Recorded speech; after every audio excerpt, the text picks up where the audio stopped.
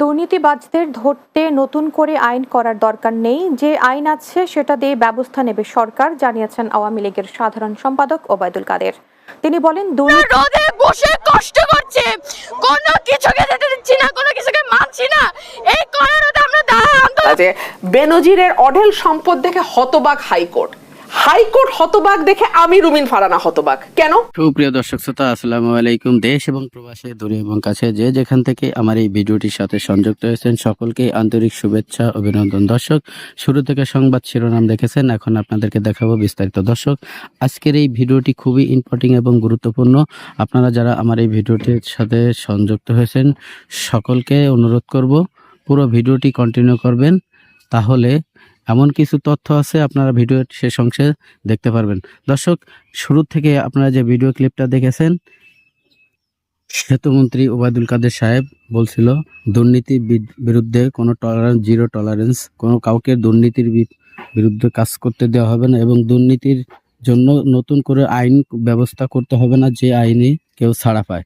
দর্শক, বেনজির আহমেদকে এই কথাই বলেছে। বেনজির আহমেদ যে দেশের যেখানেই থাকুক তাকে খুঁজে বের করে অবশ্যই আইনের আওতায় আনা হবে। তো এই ধরনের যে ঘটনা হাইকোর্ট রিট দিয়েছে, আমরা সেই ভিডিওতে দেখব এবং ওবায়দুল কাদের সাহেব কি বলেছিল বেনজির আহমেদকে নিয়ে, সেই ভিডিওটি আমরা এখন দেখব। চলুন আমরা সেই ভিডিওটি দেখি। একের পর এক এতে বিব্রত পুলিশ কর্মকর্তারা পরিবার স্বজন কিংবা বন্ধুদের কাছ থেকে প্রতিনিয়ত নানা প্রশ্নের মুখোমুখি হচ্ছেন বাহিনীর বিভিন্ন স্তরের কর্মকর্তারা। থানা থেকে সদর দপ্তর পর্যন্ত চলছে বেনজির কাণ্ড নিয়ে জোর আলোচনা। তবে ব্যক্তি বেনজিরের অপকর্মের দায় যাতে বাহিনীতে না পড়ে, সেজন্য তার অনিয়ম দুর্নীতির শাস্তি চান পুলিশের সৎ কর্মকর্তারা। সেই সাথে বেনজির পন্থীদেরও শাস্তি চান তারা। বিষয়টি নিয়ে জোর আলোচনা শুরু হওয়ায় পুলিশে বেনজির পন্থীদের এখন ঘুম হারাম।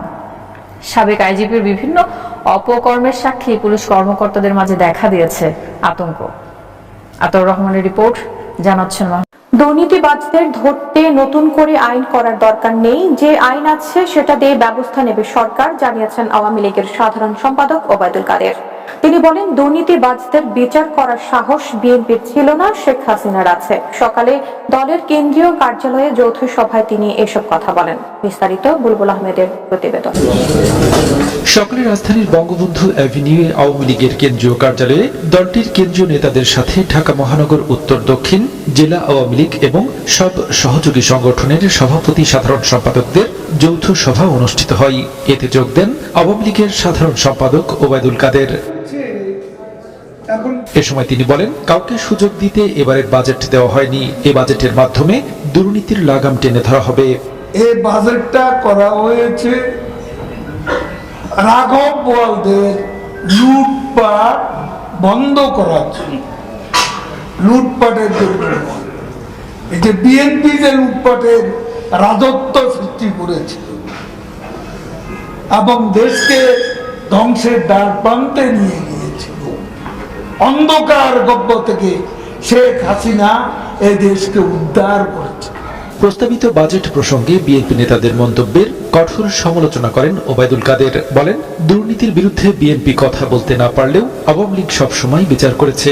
দু একটা বিচ্ছিন্ন ঘটনা ঘটছে, তাদের বিচার করার সৎসাহস বিএনপির ছিল না, শেখ হাসিনার আছে। সেই সৎসাহস আমাদের আছে। লুটপাট করে কেউ এখানে পারবে যেতে পারবে না। এ সময় বিএনপির অগ্নিসন্ত্রাস ও ষড়যন্ত্র মোকাবেলায় আগামীতে দলীয় নেতাকর্মীদের আরো সজাগ থাকার নির্দেশ দেন আওয়ামী লীগের সাধারণ সম্পাদক। রাজপথে আওয়ামী লীগ। বুলবুল আহমেদ, বাংলা টিভি, ঢাকা। দর্শক, আপনারা এতক্ষণে যে ভিডিও ক্লিপটা দেখেছেন, আমাদের ওবায়দুল কাদের সাহেব সেতুমন্ত্রী, উনি দুর্নীতির বিপক্ষে বেনজিরকে নিয়ে যে সমস্ত কথাবার্তা বলেছে, আশা করি আপনাদের হয়তো বা ভালো লেগেছে। আর যদি কোনো মতামত থেকে থাকে অবশ্যই আপনারা মূল্যবান মতামত কমেন্ট বক্সে কমেন্ট করবেন। দর্শক, এদিকে রুমিন ফারানা যে কথা বলেছে শুনলে হয়তো আশ্চর্য হয়ে যাবেন। ব্যারিস্টার সুমন ভাই যে কথা বলেছে এবং দুর্নীতির বিপক্ষে ছাত্র ছাত্রীরা নেমে গেছে, অলরেডি মাঠ দখল করছে, তারা আন্দোলনে চলমান। দর্শক, আন্দোলন করে ওবায়দুল কাদের সাহেবের গাড়ি ভাঙচুর এবং ছাত্রী রাজনীতি। দর্শক, এখানে চাঞ্চল্যকর তথ্য বেরিয়ে আসছে। আপনারা ভিডিওটি দেখলে হয়তো বুঝতে পারবেন। দর্শক, এখানে রুমিন ফারহানা যে কথা বলেছে তা চলুন আমরা সেই ভিডিও দুটি দেখে আসি। রুমিন ফারহানা এবং ছাত্ররা যে আন্দোলন করছে, ওবায়দুল কাদের সাহেবের গাড়ি ভাঙচুর করছে, আমরা চলুন সেই ভিডিওটি দেখি। তারপরে সম্পূর্ণ মতামত আপনারা অবশ্যই কমেন্ট বক্সে কমেন্ট করে জানাবেন। আমরা এটা করবো না, আমরা লাখ লাখ বেতন দিতেছি, এই টাকা থেকে বসে বসে খাচ্ছে, এই টাকা দিয়ে কিনতে পারলো না কেন, বিক্রি করলো কেন? আমাদের এত পরিশ্রম কষ্ট পরীক্ষা দিছি আমরা।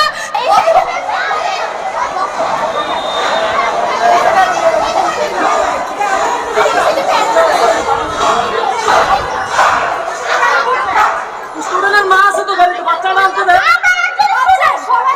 বামে যেতে দাও, বামে যেতে দাও।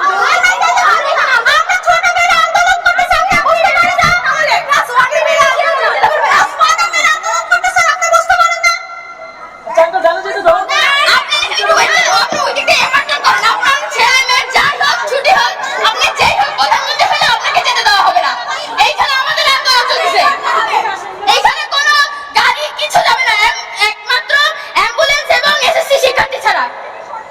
তুমি জানে যেতে দাও আঙ্কেল। স্কুলে বাচ্চাটা ছোট বাচ্চা আছে, স্কুলের টাইম হয়ে গেছে, ছুটির টাইম হয়ে গেছে, ঠিক আছে? তুমি জানে যেতে দাও। একই তো কথা বলো। আপনি গেলে আপনাকে আটকাবে কেন জানেন? ওখানে প্রত্যেকটা শিক্ষার্থী বসে আছে। যেখানে আসছেন ওখানে যাবেন, আমরা আন্দোলন করতেছি এখানে। আমরা ছোট বাচ্চাদের ডেকে নিতে হয়, আপনি বের হবেন, বের হয়ে নেবেন। এখানে গাড়ি আমরা ঢুকে দিব না। বের হয়ে মানুষ আপনারা হেঁটে যাবেন, আপনাদেরকে পা নাই, আপনাদেরকে খোলা এক না যে আপনারা পা হেঁটে একটু আনতে পারবেন না। এই কথা বলার দরকার নেই, কথা বলার দরকার নেই। দিতে হবে, দিতে হবে।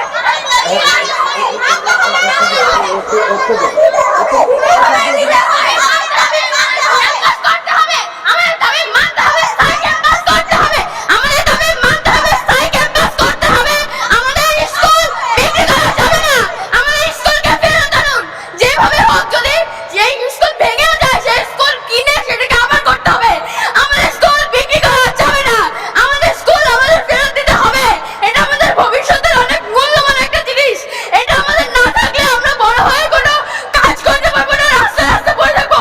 আমরা এটা করবো না, আমরা লাখ লাখ বেতন দিতেছি, এই টাকা থেকে বসে বসে খাচ্ছে, এই টাকা দিয়ে কিনতে পারলো না কেন, বিক্রি করলো কেন? আমাদের এত পরিশ্রম কষ্ট পরীক্ষা দিছি আমরা, অনেক কষ্ট করছি, আমরা বসে বসেও ছিলাম না, আমরা অনেক কাজ করছি, আমরা তাদের কথা মেনে চলছি, তাদের সম্মান করছি, তাদের সম্মানে স্পোর্টের সব জায়গায় নাম দিয়েছি, প্রথম স্থান দ্বিতীয় স্থান যাই হোক আমরা পাওয়ার অধিকার চেষ্টা করছি।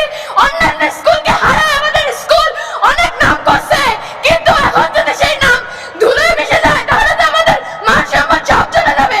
কেন আমাদের শ্রেণী আমাদের স্কুল বিক্রি করতে দিব না, এটা কাউকে দিব না, এটা আমাদের অধিকার। তোমরা তো স্কুলে থাকার কথা, তোমাদের দাবিগুলো কি? তোমরা রাস্তা নেমে আমাদের দাবি হচ্ছে আমাদের স্কুল, আমাদের এখানে স্থায়ী ক্যাম্পাস করতে হবে, এটা যাতে কারো হাতে না দেয়, এই জন্য আমরা চাচ্ছি। শেষ বলি, আপনাদের যিনি শাখা প্রধান তিনি জানিয়েছেন আপনাদের স্কুলটি বিক্রি হয়নি এবং বিক্রি হয়েছে সে বিষয়ে তিনি জানিয়েছেন যে এইখান থেকে তারা স্থায়ীভাবে ক্যাম্পাস সরাচ্ছেন। আমরা ভাড়াটাই কেন থাকবো? অন্যান্য শাখা তো কেনা, অন্যান্য শাখা নিজের জমি, আমাদেরটা কেন ভাড়া থাকবে? আমাদেরটা কেন ভাড়া থাকবে? আমাদেরটা নিজেরটা হতে হবে।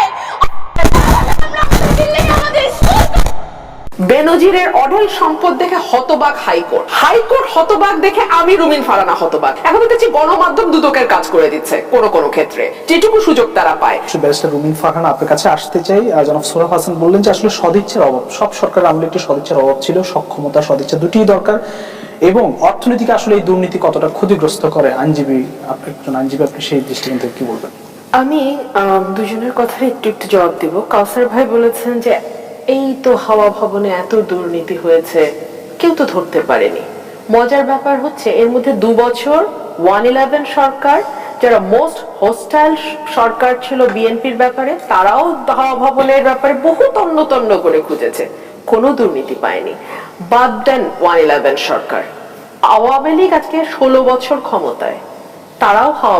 প্রিয় দর্শক, ধৈর্য সহকারে যারা আমার এই ভিডিওর ক্লিপটা দেখেছেন আর হয়তোবা আপনাদের ভালো লেগেছে। আর যদি ভালো লেগে থাকে অবশ্যই আপনার মূল্যবান মতামত কমেন্ট বক্সে কমেন্ট করে জানাবেন, এবং ভিডিওটি যদি ভালো লাগে, চ্যানেলটিকে যদি সাবস্ক্রাইব করতে মন চায় অবশ্যই সাবস্ক্রাইব করে রাখবেন পরবর্তী ভিডিও পাওয়ার জন্য। দর্শক, আজকের মতো ভিডিও থেকে বিদায় নেব।